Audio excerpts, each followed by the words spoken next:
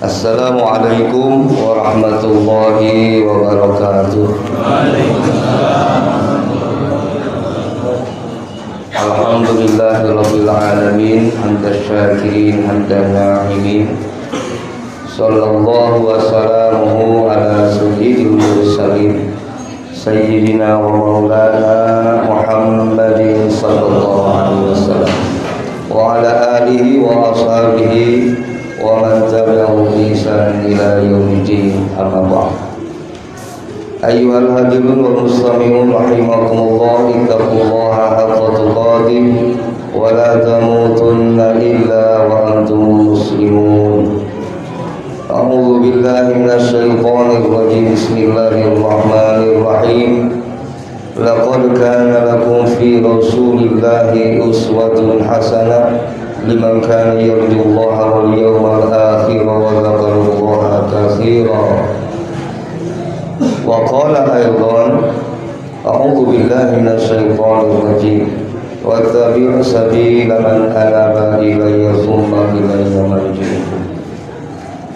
Qala an-nabiy sallallahu alaihi wasallam, innama bu'ithtu liutammima makarimal akhlaq. Allahumma ftah lana futuhal arifin, amin. Allahumma ja'al jamana hadha jam'an marhuma wa tafarruqana min ba'dihi tafarruqan maqsuma. Ilahi anta rasuli wa radaqallahu bi mahabbataka wa ma'rifataka.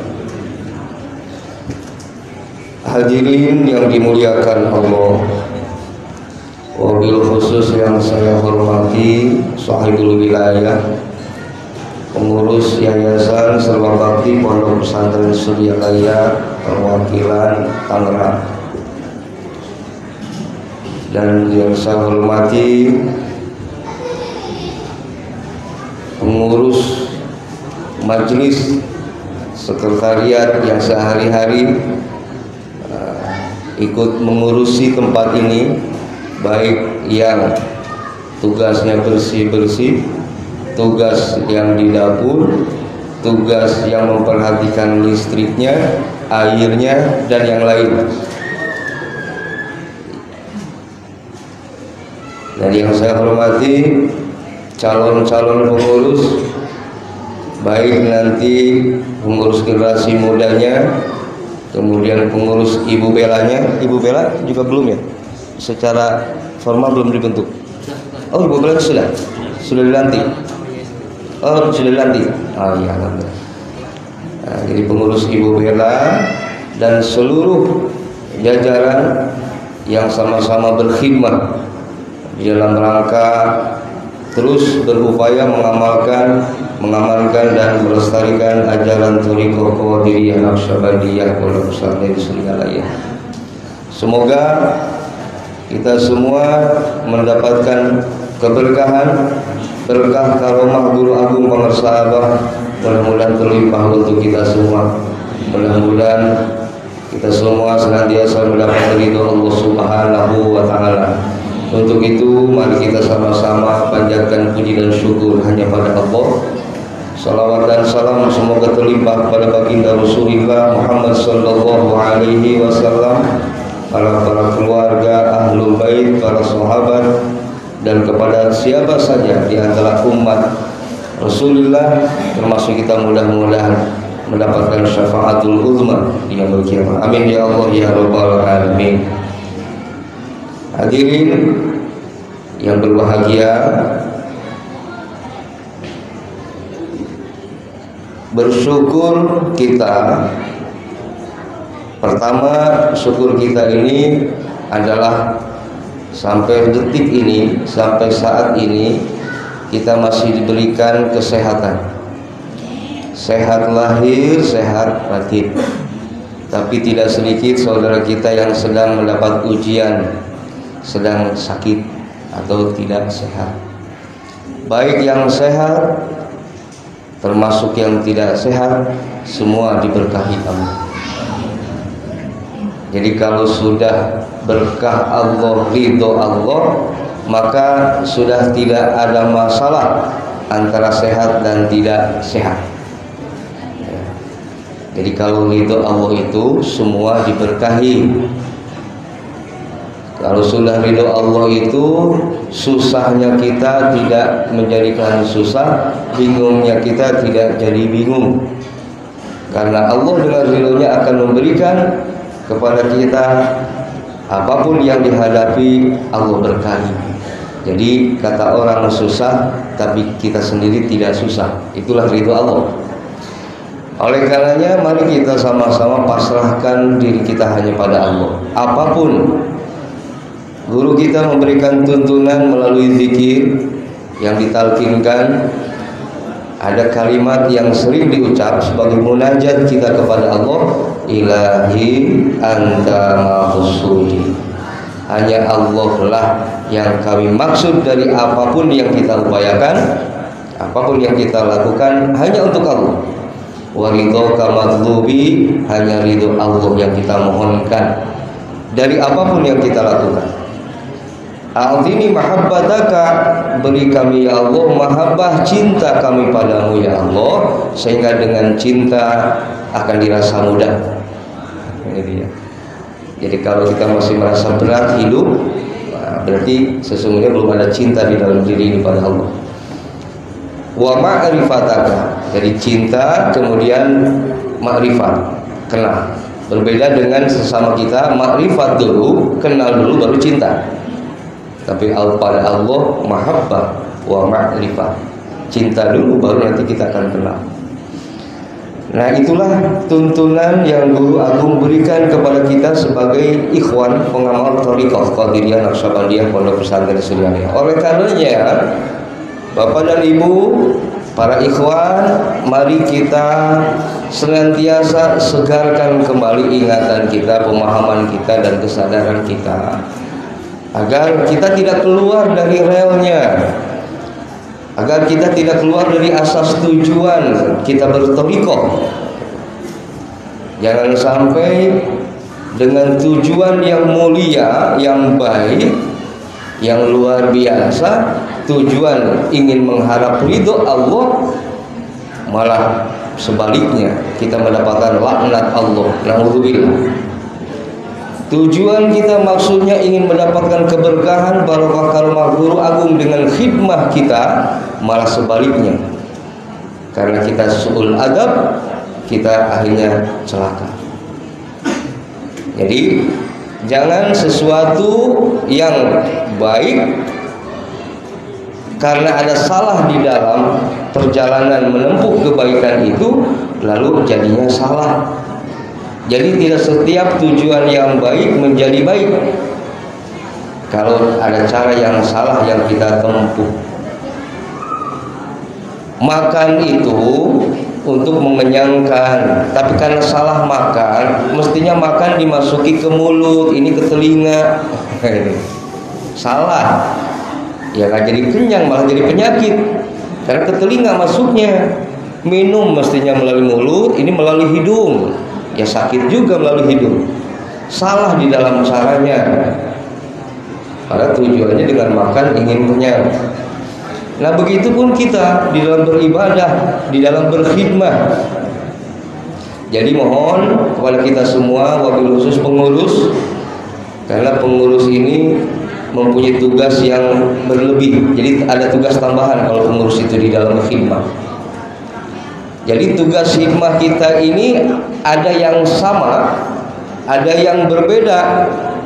Samanya dari sisi kita semua sama-sama tugas kita, hikmah kita adalah mengamalkan, mengamankan, dan melestarikan ajaran dari Guru Agung Pengersama, ajaran thariqah melalui zikirnya, khataman, manaqib.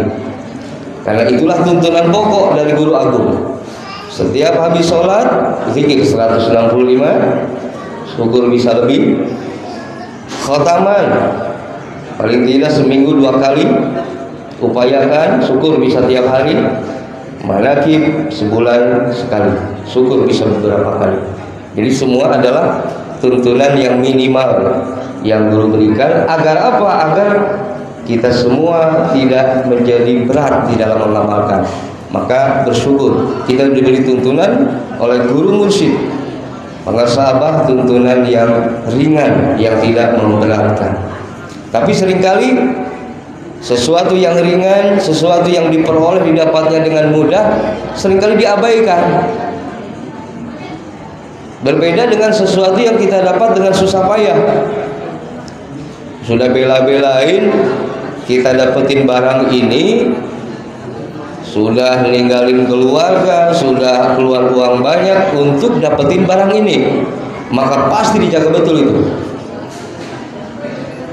Ada istilah kalau ada yang mau beli pun nggak dikasih, karena perjuangan luar biasa.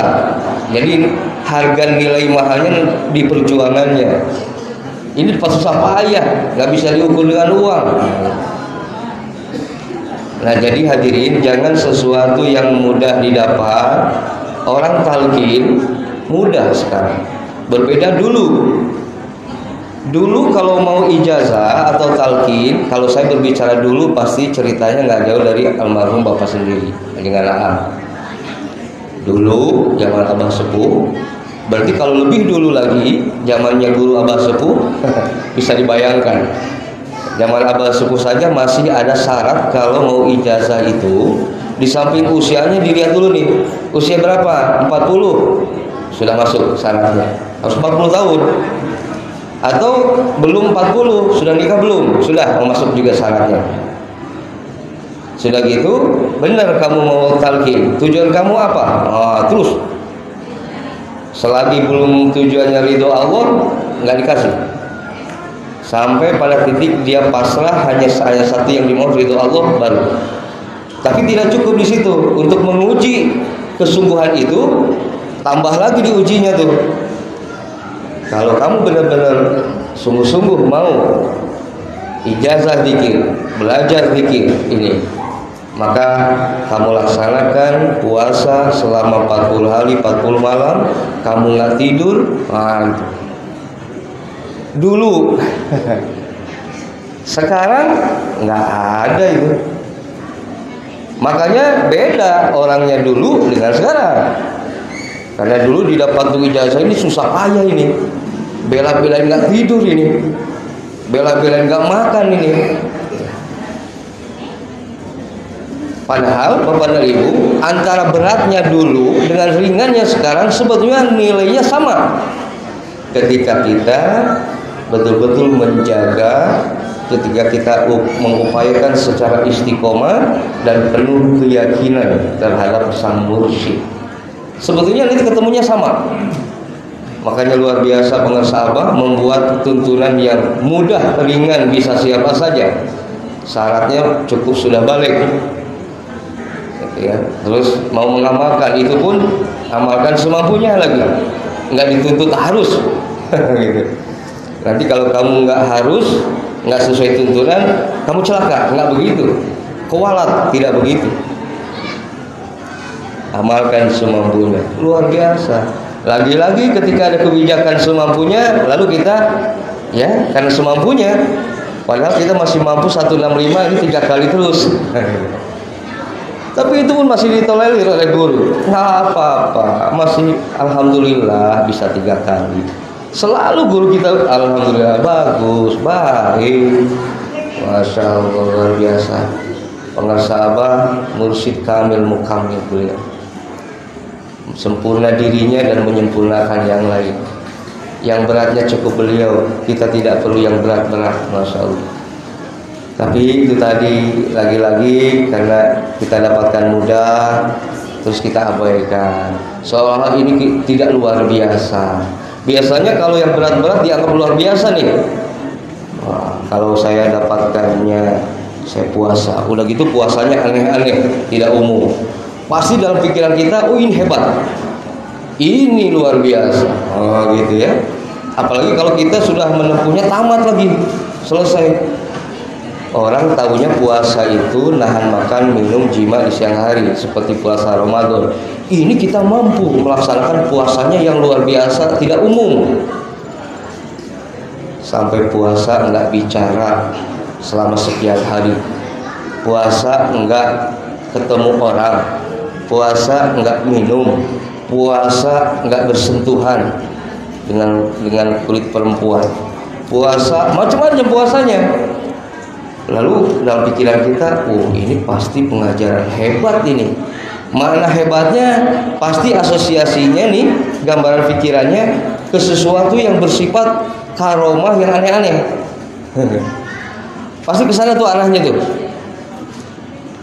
Wah, ini kayaknya kalau ini diamalkan, karena ini tidak umum nih, aneh. Makanya pasti ada yang luar biasa di sini. Gitu. Nah, pasti paling tidak ada penasaran kita nih. Lalu bertanya, apa sih rahasianya dari puasa seperti ini? Nah, ada kepenasaran di situ. Tapi hati-hati, rasa penasaran itu jangan mendorong kita setelah kita tahu malah menjebak. Menjebaknya begini, ketika kita tahu nih rahasia kamu puasa ini itu, nanti ada hikmahnya, satu saat kamu akan bisa terbang. Nah, nanti setelah ini kamu bisa menghilang. Nanti setelah ini kamu bisa tidak tahan bacok. Misalnya, nah maka hati-hati, apakah itu mengganggu tidak? Itu. Ya kita nganggap enggak lah, nggak bakalan ganggu. Kok saya udah mantep kok, hanya ridho Allah. Paling tidak adalah mengganggunya. Wah, saya pengen bisa terbang, saya pengen bisa menghilang ini. Kalau saya bisa terbang, saya bisa menempuh perjalanan kilat. Kalau saya bisa menghilang, nah, saya bisa begini dan begitu.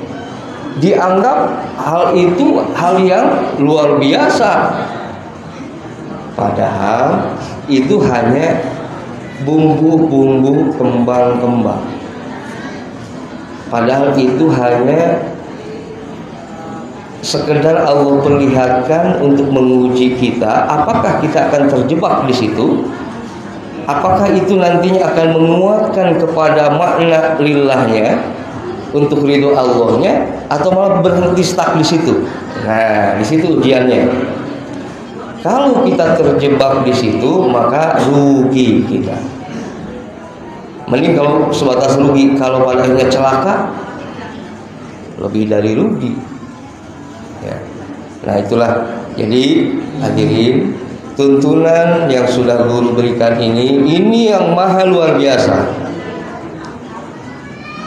Jadi kalau kita sudah menafikan, meniadakan nafsu keinginan kita, yang ada Allah, maka ini makom orang ini, makomnya sudah luar biasa, tidak ada tandingnya itu. Kalau sudah tidak lagi karena dorongan nafsu kepentingan pribadinya, dia buang, dia kikis habis hanya untuk ridho Allah, itu luar biasa. Nah, karena hadirin, untuk bisa pada akhirnya kita sampai kepada Allah itu, salah satunya kita harus meniadakan kitanya, nafsunya. Kalau nafsu masih ada mendorong, nanti menghijab itu. Maka di dalam tarekat tasawuf ada konsep yang namanya takhalli, pengosongan diri, penapian diri, memfanakan diri. Yang ada hanya Allah, hanya Allah. Untuk bisa sampai tahap hanya Allah, kita masih kesulitan. Karena siapa kita bisa mampu merasakan hanya Allah, Maka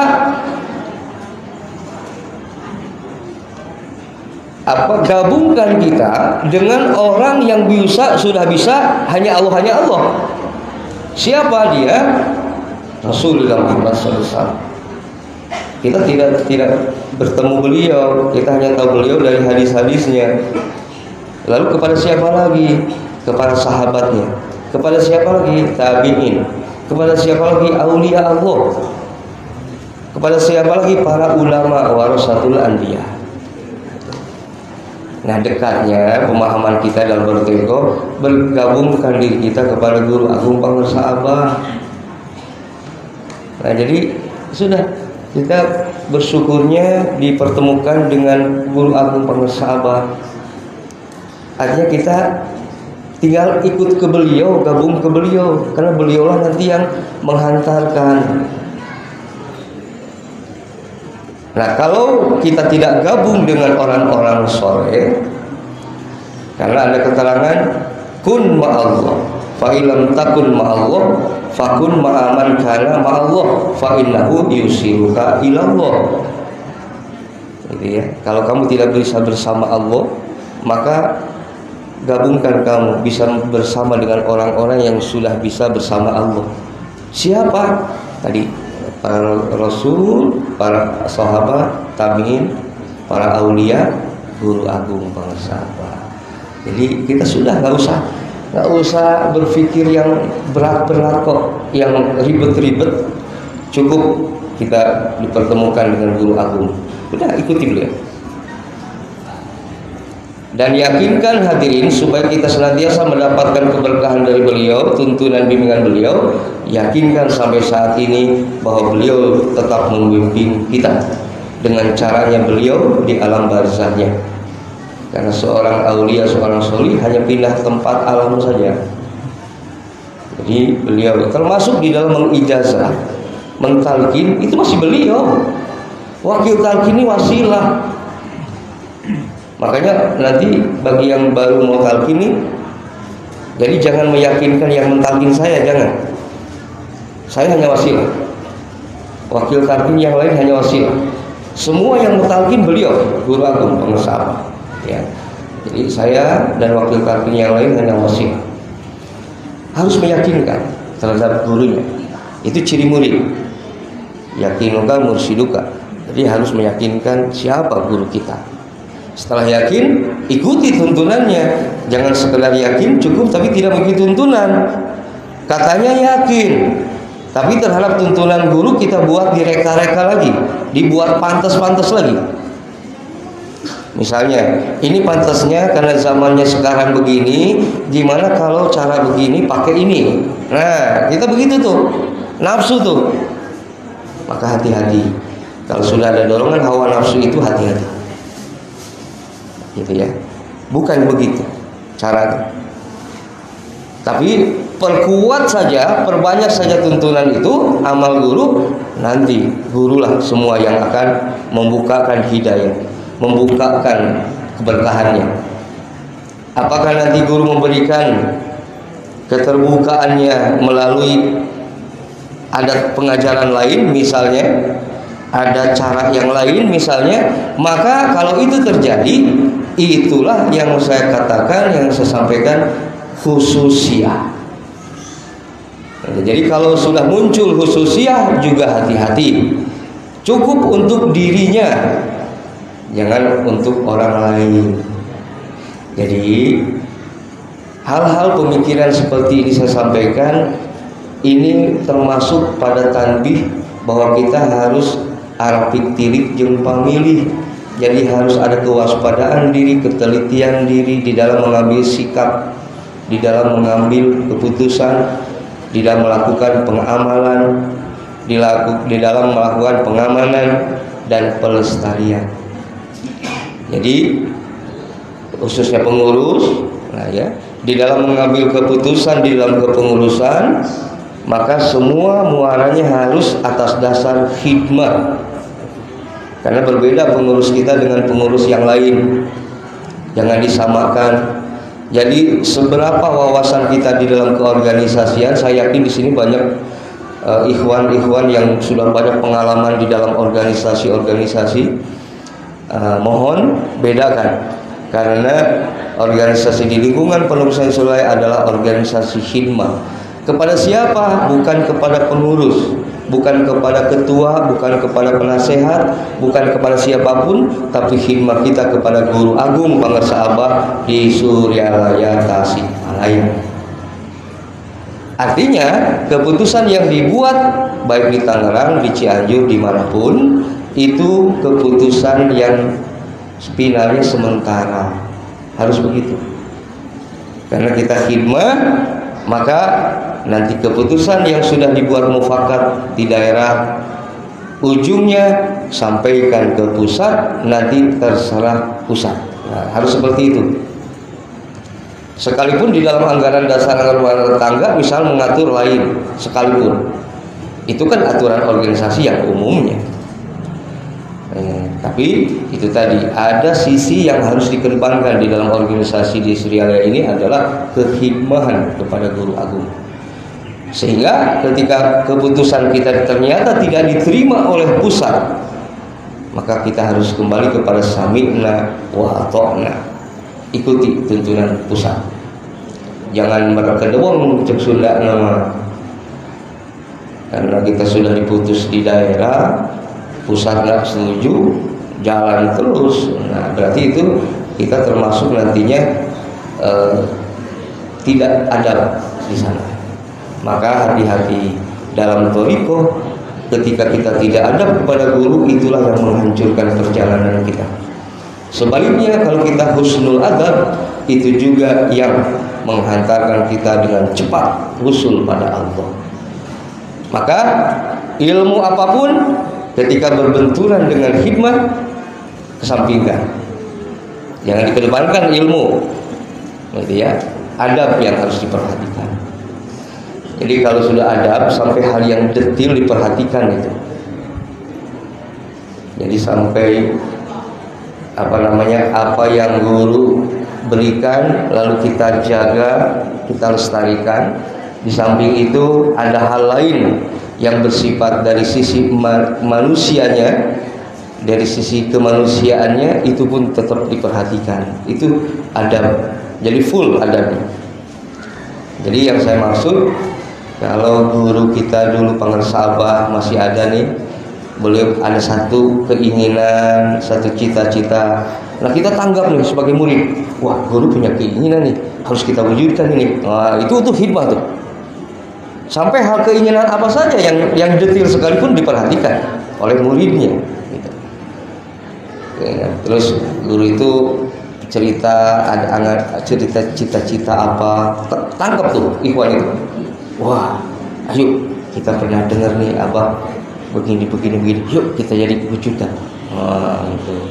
Ada semangatnya di situ, semangat yang luar biasa, himmah itu di situ, berhubungan dengan kehimmahan kepada guru. Ya, nah jadi mohon nih, sekarang di mana-mana alhamdulillah muncul semangat baru di kalangan kita ikhwan ini. Nah maka semangat apapun yang muncul di dalam diri kita ini, mari kita arahkan kesemangatan ini demi khidmat kepada Guru Agung Pangersabah, gitu ya. Intinya demi itu, bukan demi yang lain, semangat itu. Jadi semangat. Nah kemudian di dalam rangka menjaga khidmat dan adab ini, bagi sebagian kita yang diberi kelebihan ini, baik itu kelebihan ilmu, kelebihan harta, atau dari yang lain, itu biasanya nanti ada dorongan nafsu ini dan iblis di situ, dorongan yang masuk nanti pemikirannya pada wilayah tuntunan. Contoh, saya pernah mempelajari ilmu-ilmu lain di dalam thariqah. Saya pernah belajar ilmu falak, ilmu bintang, saya pernah belajar ilmu ulumul hadis, ulumul Quran, dan ilmu-ilmu lain. Nah, dari pengalaman saya dalam menempuh ilmu ini, lalu saya masukkan ini, kalau khotaman ini saya masukkan ilmu falak misalnya, maka ini jadinya hitungannya segini. Lalu saya coba rubah hitungan khotaman demi ilmu falak misalnya. Nah padahal belum tentu juga ilmu falak yang saya perdalam itu sesuai dengan ilmu falak yang sebenarnya, gitu ya. Tapi udah, mentang-mentang saya bisa, udah, yang penting saya bisa kok. Jadi sepertinya bisanya saya menjadi benar mutlak gitu. Padahal banyak ilmu falak yang lain, gitu ya. Tapi kita sok bisa saja. Lalu saya coba masuk. Maka yuk, saya bilang aja teman-teman ikhwan, nanti kita ketemuan malam minggu atau ketemuan kapan, di mana kita khotaman khotamannya begini nih. Kenapa begini? Ini menurut ilmu falak. Nah, gitu. Lalu coba diamalkan dengan ilmu falaknya. Nah, itulah hati-hati yang saya maksud. Jangan kelebihan di dalam ilmu, di dalam yang lain, lalu membuat kita menjadi mencoba-coba, membuat pantasnya gini, pantasnya begitu. Hati-hati, hati-hati. Jadi nanti akan kembali kepada kita. Tinggal tanggung jawab saja. Asal tanggung jawab, monggo. Gitu ya. Tapi kalau sekiranya nantinya mau begitu, ya sudahlah bikin thariqat sendiri saja. Gitu. Ya. Jadi daripada itu ya. Kan semua pilihan, silahkan. Mau istiqomah, mau keluar. Mau tetap, mau bebas. Silakan pilihan kok. Yang untung siapa? Ya yang untung, yang milih silakan. Yang untung yang milih, yang rugi yang milih. Kan gitu. Yang penting guru sudah memberikan batasan. Kalau ditambah, dikurang, guru tidak bertanggung jawab. Jadi ya. Nah lalu muncul lagi dalam pikiran nih, ini nggak nambah kok. Nah dikasih ilmu lagi tuh, masuk lagi ilmu nih, nggak nambah kok ini. Ini kan segala mengurai saja kok dari kalimat ini. Misalkan gini, kan di dalam tawasul ada summa ila arwahi jami'il mu'minin atau summa ila arwahi walidina walikum wa masyaihina masyaih. Itu kan hadoroh kepada guru-guru. Lalu kita coba tambahkan, masukkanlah guru-guru kita yang lain di situ. Kan memang secara makna tidak menambah itu, hanya mengurai. Kan sudah masuk jami'i di situ, walidina. Ada ya sayyidina syahina di situ. Guru-guru. Oh, berarti secara ilmu masuk nih. Wah, saya masukkan nih guru saya yang dulu ngajarin ilmu falak. Saya masukin guru saya yang pernah mengajari ilmu hadis. Pakai khususon. Gitu ya. Secara ilmu sepertinya tidak nambah, memang. Tapi ya bagi yang lebih teliti lagi, yang waspada, yang warok, nah, maka apapun yang ada dalam tuntunan itulah yang diamalkan, tidak ada coretan-coretan lain. Sekalipun secara keilmuan itu tidak menambah, memang mengurai gitu. Kan pernah dia menyampaikan sana sampai Pak Kiai, gimana kalau saya di ila hadrati abaina wa ummahatina, saya sebut nama bapak saya, ibu saya, boleh enggak? Sampai dia begitu. Saya tanya balik, apakah dengan abaina wa ummahatina kamu tidak meyakinkan bahwa ini sampai ke orang tua kamu doanya? Nah, kan gitu. Jadi maksudnya kita mau menyebut nama itu tuh, kamu itu yakin nggak dengan ilah hadroh ini gitu? Jangan-jangan nggak yakin. Padahal kalau yakin nggak usah disebut pun disampaikan doanya gitu. Kita nggak menyebut nama orang tua, nggak menyebut nama saudara pun ada ikhwanihi, ada saudara kok masuk kok. Tinggal yakin di situ. Kadang-kadang gitulah kita, kadang-kadang seperti kalau nggak disebut nggak sampai, seperti kalau nggak disebut nggak gimana gitu. Gitu ya. Jadi gitu. Sampai ada yang marah-marah ibu ya, lupa. Gara-garanya gini, kita nitip doa nih ke MC di majelis doa nggak kesebut tuh. Gitu. Padahal manaqib ini sudah diawali di khotaman. Khotaman itu ada ilah hadrati banyak. Dan di MC juga sudah dibacakan pada umumnya kum yang tertulis yang tidak tertulis. Sebenarnya sudah masuk itu. Nggak perlu lagi kenapa mesti marah gara-gara nggak disebut. Nah, gitu ya. Jadi sebetulnya jadinya ketahuan nih kebodohan kita sebetulnya kalau begitu. Oh, berarti sesungguhnya kamu nggak yakin dengan ilah hadrah itu. Sama aja dengan begitu. Jadi sama aja, saya ini nggak yakin dengan ilah hadroh itu, maka tolong bacakan, sebutkan nama ini, karena saya nggak yakin seperti itu. Tapi siapa yang berani mengatakan itu? Saya nggak yakin dengan ilah hadroh ini. Nah gitu ya. Jadi tolong Bapak dan Ibu, kita sudah dibimbing oleh guru mursyid pengersah Abah dengan bimbingan yang luar biasa. Kita sudah sedang dihantarkan oleh beliau untuk menuju Allah. Lalu gara-gara su'ul adab, gara-gara mencoba ilmu kita masuk di dalam tuntunan itu, kita malah akhirnya terhempas dari jalan yang sudah guru berikan. Akhirnya kitalah yang rugi jadinya, ya. Jangan. Jadi kalaupun misalkan ada upaya-upaya tadi, karena memang kita diberi bekal ilmunya, diberi kesemangatannya, silahkan, tetapi harus menjadikan itu sebagai sarana atau alat untuk penguatan amal ibadah kita dalam tuntunan pengajaran TKN ini. Itu yang benar. Jadi begini, saya punya kelebihan ilmu falak misalnya, lalu saya ajarkan pada ikhwan, tapi di luar tuntunan pokok.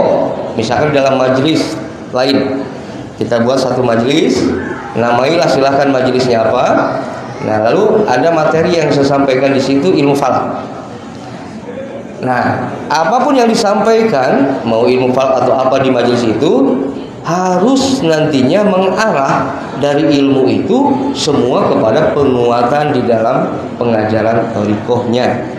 Jangan justru sebaliknya, gara-gara disampaikan ilmu falaknya, ya sudah Bapak Ibu akhirnya gandrung di ilmu falak, lupa dzikirnya, lupa khotaman, celaka kalau begitu.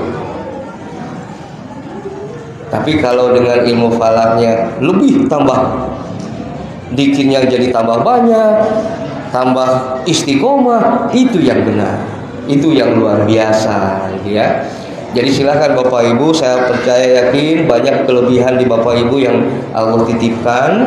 Silahkan itu diupayakan, diamalkan, tetapi itu semua diamalkan untuk khidmah, untuk penguatan amaliyah, itu saja ya. Jadi jangan sebaliknya, jangan sebaliknya. Nah, kemudian saya ada pertanyaan. Jadi kemarin itu belum lama, seminggu yang lalu saya baru kembali dari perjalanan safari Jawa Timur Bali. Jadi di Jawa Timur 4 kabupaten, di Bali 2, di Pasar Singaraja. Saya dapat ini dari sana, pelajaran. Ada pertanyaan dari salah seorang ikhwan kita, Pak Kiai, kami ini kan minoritas. Kami pernah berhubungan dengan masyarakat Hindu yang masih kental dengan magicnya. Di sana itu ada leak, kalau di Kalimantan ada kuyang. Saya paham. Saya bilang leak itu nggak seberapa. Di Bali itu ada yang lebih dari leak. Sampean tahu nggak? Saya bilang gitu. Rupanya dia sendiri nggak tahu. Tapi nggak usah tahu sebenarnya.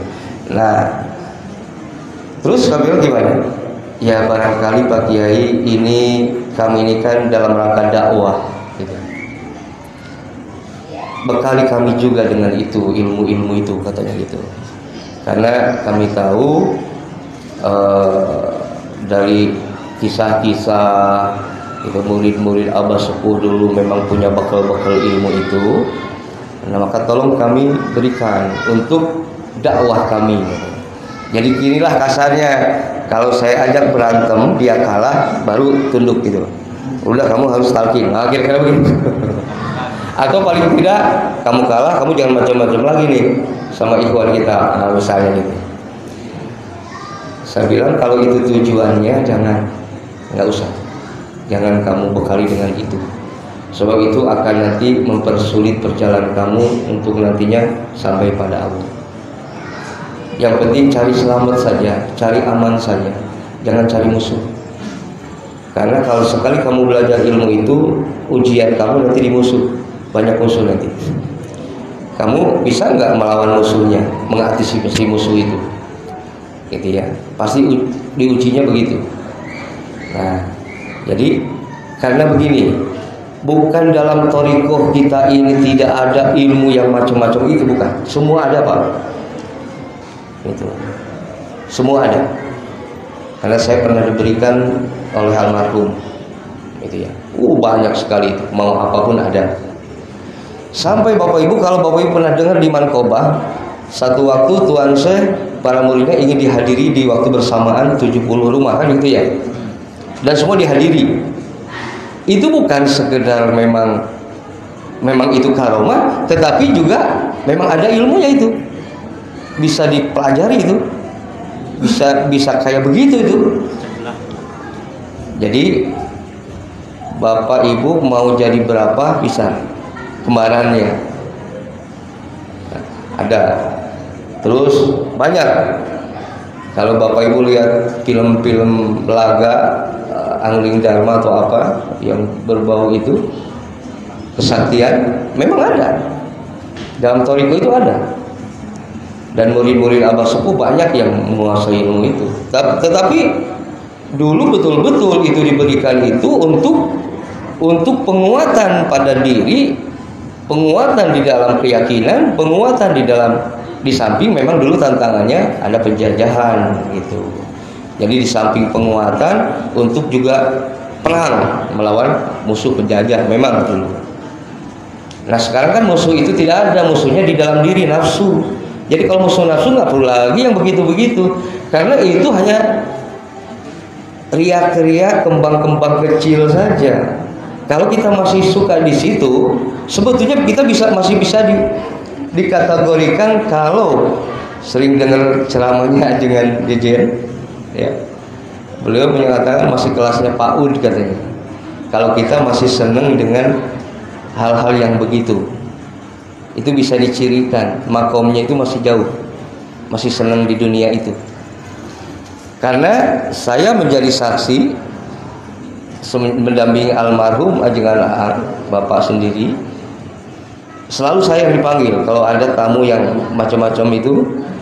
Dulu sering ini tuliskan ini, cara puasa seperti ini, amalkan gini. Nanti sewaktu-waktu beliau sampaikan juga khasiatnya. Pernah tuh almarhum.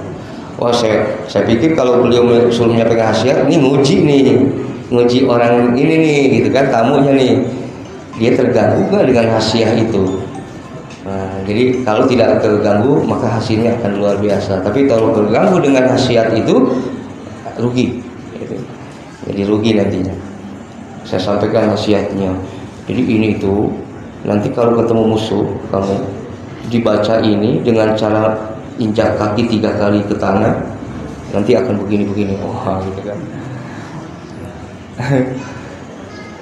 Tapi saya kok tidak selama disuruh oleh almarhum untuk menuliskan itu, lalu akhirnya kan saya baca, akhirnya saya tahu, wah, saya cuma bilang, wah ini hebat ini, wah ini gagah ini, hanya begitu saja. Tidak sampai pada, oh saya harus kuasai ini, saya harus bisa, enggak. Dingin aja gitu. Nggak tahu waktu itu seperti itu, tapi sekarang jadi kepikiran. Jadi dan memang setelah dibukakan itu akhirnya terganggu dalam pikirannya, dia mengamalkan puasa itu sekedar ingin khasiat. Nah maka jadinya rugi kalau begitu, terjebak di situ. Nah tapi belakangan hadirin, beliau menyampaikan mau ada urusan apa, kepentingan apa, selalu fatwanya zikir yang banyak. Itu artinya bahwa sesungguhnya kuncinya, pusakanya zikir, nggak ada yang lain. Tinggal kita yakin nggak, kan begitu. Kalau kita masih mau yang begitu-begitu, berarti sebenarnya kita ini diragukan keyakinan kita terhadap ajaran ini. Itu. Tapi kalau mempelajarinya semata-mata untuk menguatkan tadi supaya lebih istiqomah, supaya lebih gitu ya, itu silahkan, itu tidak salah.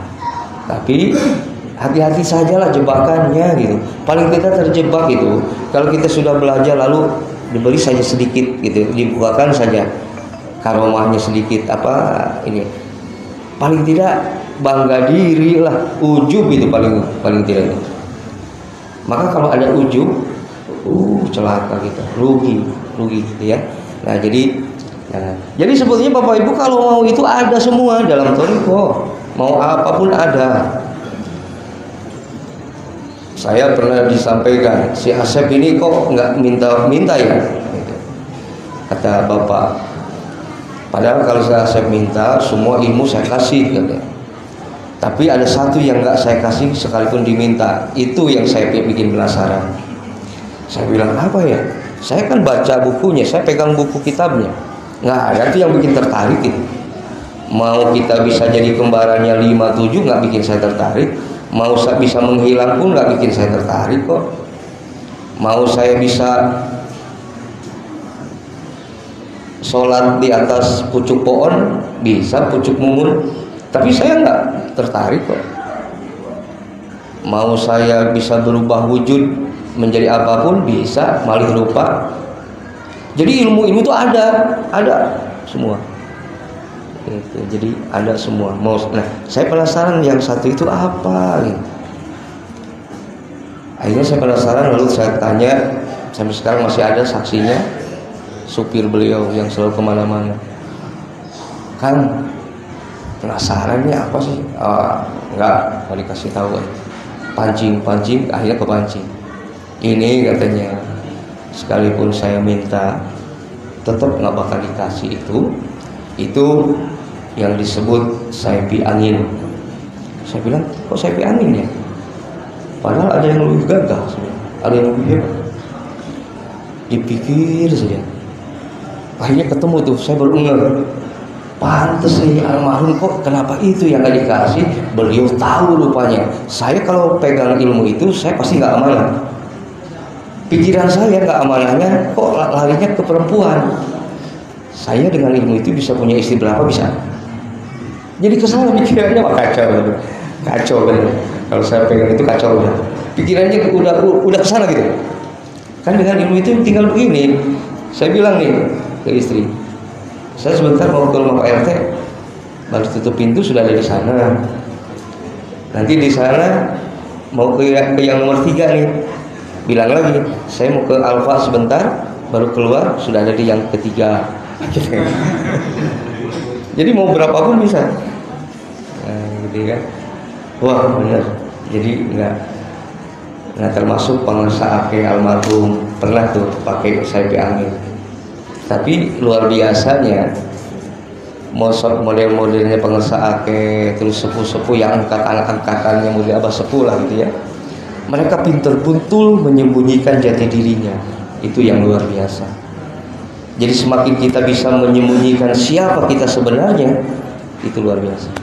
Kita malah enggak, punya kelebihan sedikit, show of force. Wah, sombong, saya paling jago, saya paling hebat. Nah, gitu ya. Malah sebaliknya kalau kita, justru mereka itu semakin diberi kelebihan oleh Allah, dia semakin sembunyikan, semakin jaga betul. Jangan sampai orang tahu. Itulah yang disebut bahasa akeh ini nyumput buni di nucaan. Jadi kalau kita bisa sudah bersembunyi di keramaian, itulah makna zuhud yang sesungguhnya. Jadi makna zuhud, makna uzlah itu bukan dalam arti kita harus ke gua, ke gunung menyendiri. Tapi kalau kita sudah bisa bermasyarakat tetapi tidak tercemari, ibarat seperti ikan, sekalipun ada di air asin, dirinya nggak asin. Nah, kalau itu sudah bisa seperti itu, itulah yang luar biasa. Jadi bermasyarakat tetap dilakukan, tapi tidak membaur, campur ulah baur. Itulah makna zuhud yang sesungguhnya. Jadi tidak meninggalkan, tetap dilakukan, tapi tidak mempengaruhi. Ya. Nah jadi itu hadirin. Jadi kalau kembali kepada apa sih sebetulnya yang kita cari dari thariqah ini, yuk kita sama-sama kembalikan ke diri. Apapun yang kita lakukan, kembalikan kepada asas tujuan, bahwa kita ini ilahi anta maksudi, bukan untuk apapun, gitu ya. Jadi, nah kemudian saya juga buka lagi sedikit tadi kembali ke ilmu falak. Kok jadi ingat ke sana ya? Jadi ada di dalam ilmu falak, Bapak Ibu, ini yang kalau diberikan ini bahaya. Jadi bahayanya itu kalau kita tidak siap untuk membawa ilmu ini. Jadi ternyata Allah dengan segala kuasanya menentukan nasib dan seterusnya, penciptaan dasarnya selalu dengan hitungan. Ternyata ada hitungan, makanya ada ilmu falak itu ilmu hitungan. Sampai pada kita bisa menghitung sesungguhnya di dalam ilmu falak kapan kematian datang. Nah ini yang bahaya. Bahaya. Nah saya ketemu dengan di Jombang waktu kemarin perjalanan ke Jawa Timur dan Bali. Saya dipertemukan dengan kiai besar ahli falak, dan saya diberikan kitab satu dari beliau yang berhubungan dengan kematian tadi. Jadi kata beliau, saya nggak berani kiai menyampaikan ini kepada sembarang orang. Tapi kata dia, kami baru berani menyampaikan ilmu ini kepada orang yang bertoriko, kata dia. Karena dengan orang bertoriko maka akan terjaga. Karena dalam toriko itu ada hubungan dengan mursyidnya, ada hubungan robitoh dengan mursyidnya. Artinya akan terjaga, dijaga gurunya. Itu kenapa dia yakin seperti itu. Tidak akan ngelos, tidak akan bablas. Pasti ada kontrolnya. Sebab kalau tanpa kontrol bahayanya kan begitu. Nantinya bisa jadi Tuhan. Iya kan? Yang menentukan kematian. Kita hitung nih Bapak ini, nama siapa, lahir, tanggal, dihitung. Ketemu Bapak nanti mati tanggal sekian. Benar itu. Ilmu falak itu bisa benar. Nah, ketika benarnya itu bahayanya kalau kita aku. Tapi kalau kembali bahwa benarnya ini hanya wasilah, hakikatnya takdir Allah, bukan ilmu, bukan atas dasar ilmu ini gitu. Tapi ini memang takdir Allah. Nah, kalau dengan thariqah nanti begitu. Kalau tanpa thariqah, khawatirnya, takutnya nanti orang begitu, nanti kan menganggap karena kematian dihitung benar, mati, lalu menganggap dirinya yang mengatur takdir. Bahaya itu kan, itu ya, itu bahaya. Jadi memang begitulah. Nah maka saya bilang untuk wilayah Mojokerto yang dekat Jombang, termasuk Jombangnya, saya bilang silahkan kita mempelajari ilmu itu, tetapi dalam batas-batas yang umum saja, jangan masuk pada wilayah yang tadi, karena kita takut nggak bisa kontrol, gitu ya. Jadi untuk mengukur waktu sholat, arah kiblat, itu sekedar itu, atau menentukan misalnya nama ini nanti jodohnya siapa, nah, itu silakan kalau itu ya. Jadi hitung-hitungan jodoh nggak apa-apa sekarang. Tapi ya dasarnya harus seneng hitungan, harus seneng matematik dasarnya, karena banyak hitungan. Apalagi kalau masuk pada perhitungan mengukur waktu sholat, dan ini ada nanti masuk ada kos, ada tangan dan sebagainya. Jadi istilah-istilah matematik di situ masuk. Nah, jadi silahkan kita bekali dengan ilmu-ilmu yang lain untuk wawasan, tetapi jangan pada akhirnya justru mempengaruhi perjalanan kita di dalam pengajaran thariqah. Karena semua intinya dari ilmu apapun kembali kepada zikir, kembali pada tuntunan pokok ini. Ini kuncinya, kunci semua. Nah itu ya. Jadi Bapak dan Ibu yang punya kesemangatan di bidang apapun, silahkan itu wujudkan. Karena seorang murid harus punya semangat yang luar biasa, seorang murid harus punya cita-cita yang luhur, tapi cita-cita dan semangat itu yang mengarah kepada khidmah kita kepada guru, yang mengarah kepada penguatan kita kepada tuntunan mengamalkan dan melestarikan. Dan jaga betul kemurnian ajaran guru agung ini Bapak Ibu, jaga betul. Saya tidak mengharapkan, sekalipun kita tidak tahu takdirnya seperti apa, tetap secara nafsu syariat saya tidak mengharapkan Suryalaya ini jadi macam-macam.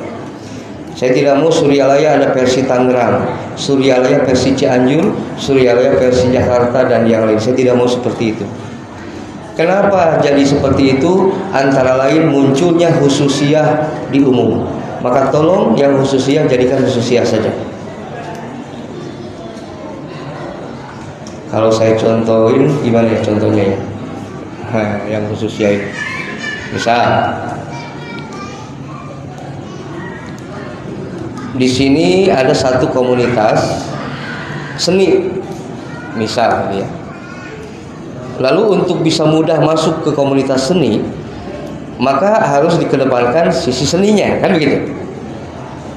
Lalu masuklah kita memberikan pengajaran dari sisi kesenian, seninya. Akhirnya coba kita masukkan baca tanbihnya pakai musik, pakai seni Sunda, kecapi suling, atau pakai apa supaya dia bisa tersentuh. Karena ini orang-orang seni ini harus ada sentuhan itu. Coba satu baca tanbih, satu iringi musik. Nah, yang begitu. Sekalipun nanti pada akhirnya betul-betul membantu memang di dalam pengasahan rasa, dengan iringan itu lebih syahdu, lebih benar-benar terasa tanbih ini. Nah, silahkan kalau penguatannya di situ dengan tambahan itu. Tapi tolong itu jangan dimasukkannya di majelis manakib, gitu. Jangan dimasukkannya di tuntunan-tuntunan yang sudah dituntunkan di Suryalaya. Silahkan ditempatkan di majelis lain. Itu maksud saya. Tapi kalau ditempatkan di manakiban, itu berarti kita sudah mulai nanti itu berbeda dengan Suryalaya. Nanti orang gini, kok manakiban di Tangerang, di sini ada iringi musik. Di manakibnya, di tanbihnya, di Suryalaya nggak ada seperti itu. Nah, itu yang maksud saya. Maka jangan di majelis manakib kalau mau seperti itu, ya. Jadi jangan begini. Nanti manakibnya di Tangerang ada begini, manakibnya di Jakarta ada begini, manakib di Cianjur ada begini. Saya tidak mengharapkan itu.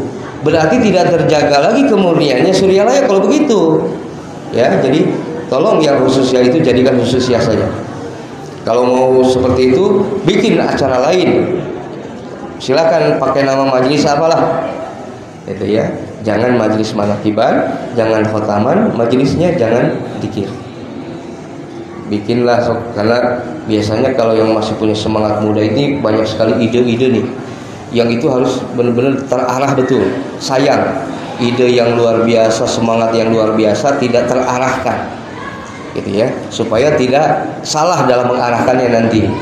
Silakan munculkan ide-ide, tapi nanti dalam mengupayakan ide itu perhatikan, apakah nanti ini akan mengganggu di dalam kualitas pengamalan kita?